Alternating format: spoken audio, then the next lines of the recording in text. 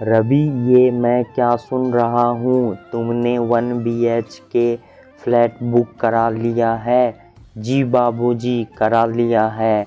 क्या तुम अलग हो रहे हो? नहीं तो बाबूजी, तो फिर क्यों बुक करा लिया तुमने? तभी पीछे से बड़े भाई और भाभी की आवाज़ आई। तो फिर क्यों खरीदा है? जरा हम भी तो सुने। 2 बेटियों के पिता को 2 घर खरीदने की क्या ज़रूरत आन पड़ी? तभी स्मृति, रवि की पत्नी, आई और कहा, बाबूजी और जेठ जी, मुझे सबसे पहले ये बताइए कि क्या बेटियों के पिता को सपने देखने और फैसले लेने का हक नहीं है? सुन बहू, बातों की जाल ना बिछा। रवि को हर समय घर के खिलाफ भड़काने वाली तू ही है। सास की आवाज़ आई पीछे से।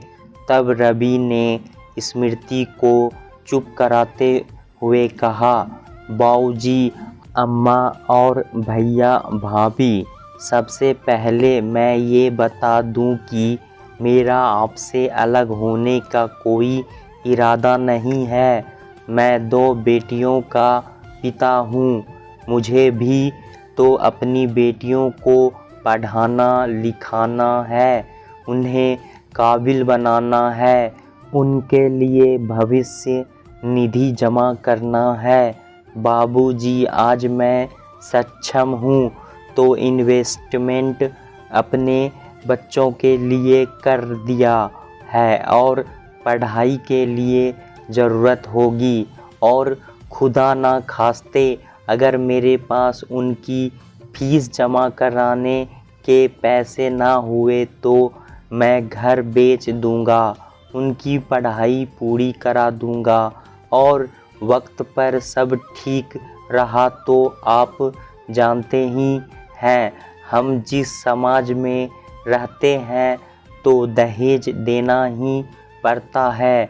अगर ससुराल वालों ने मांगा तो ये घर अपनी बेटियों के नाम कर स्त्री धन के रूप में दूंगा। वो घर ना भी कमाएगी तो उससे मिलने वाले हाउस रेंट से आत्मनिर्भर बनी रहेगी। मैंने कुछ गलत तो नहीं किया बाबूजी? तभी पीछे से बड़ी बहू चिल्लाने की आवाज़ आने लगी, अजी सुनते हो? तुमने अपने बेटे के लिए भी कुछ नहीं किया और इन्होंने अंदर ही अंदर महाभारत रच डाली। तुम करते हो घर घर भाई, अम्मा, बाबूजी। स्मृति ने कहा, दीदी, घर के लिए हमने कौन सा फ़र्ज नहीं निभाए? राशन, बाबूजी की दवाई, बिजली पानी का बिल और 2 हफ्ते की सब्जियां। आप कहिए दीदी, दीदी, आपके 2 बेटे हैं, आप जितना बेटों को पढ़ाएंगी उतना कसकर दहेज लेंगी, मुझे मालूम है, इसलिए आपको कोई चिंता नहीं।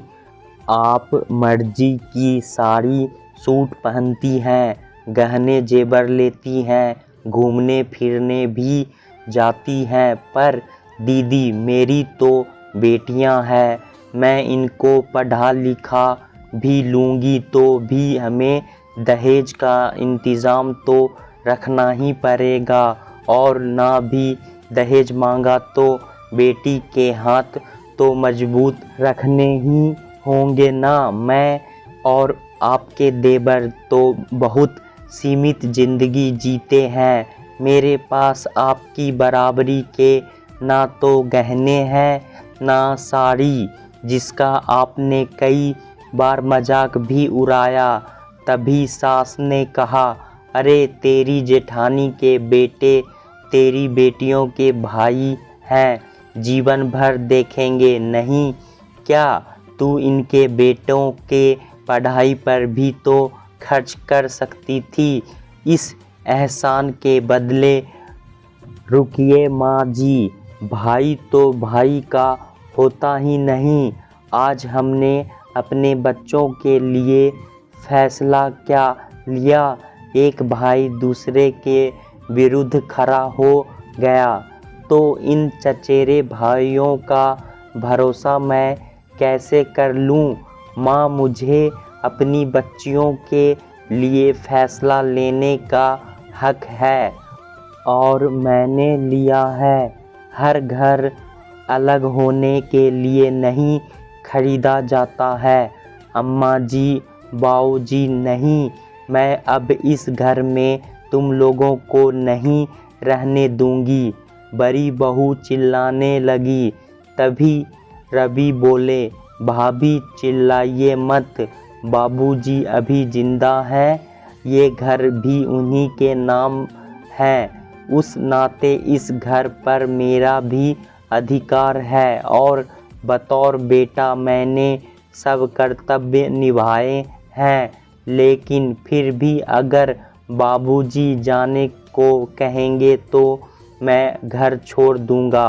बाबूजी किम कर्तव्य विमुख से उसे देखने लगे, जानते हुए भी कि बेटा तो सही है।